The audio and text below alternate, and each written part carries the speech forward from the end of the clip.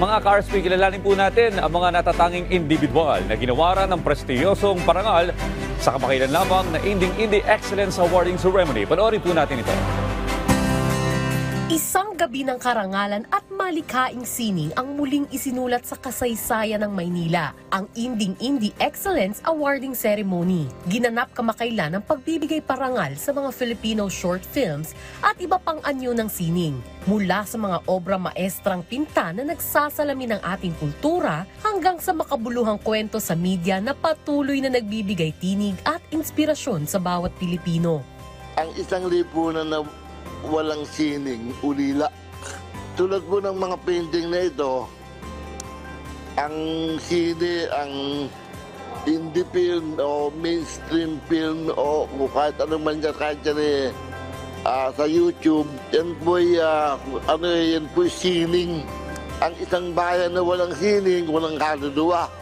Layunin ng pagdiriwang na ito na bigyang buhay ang lipunan sa pamamagitan ng sining. Mula sa mga pelikulang naglalahad ng ating mga kwento hanggang sa mga paintings na sumasalamin sa ganda at lalim ng kulturang Pilipino.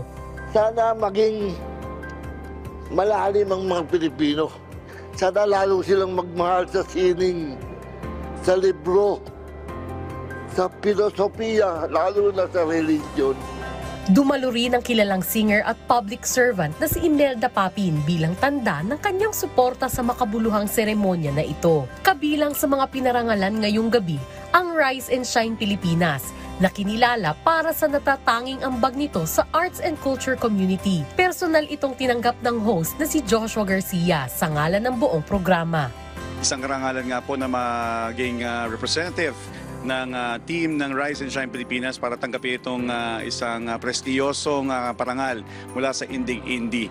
Well, nagsisilbi itong panawagan pa para sa PTV, ngayon din sa team ng Rise and Shine Pilipinas na mas pag-igihin pa yung pagbibigay ng impormasyon at hindi lang yun, pati ng good vibes sa ating mga ka-RSP. Maraming salamat sa Indie para sa parangal na ito. Nasabing event ay hindi lamang pagdiriwang ng sining at kultura. Ito'y inspirasyon para sa bawat Pilipino na nais ilabas ang kanilang artistic creativity at patuloy na isakatuparan ng kanilang mga pangarap. Yun. Patuloy tayong magiging partner ng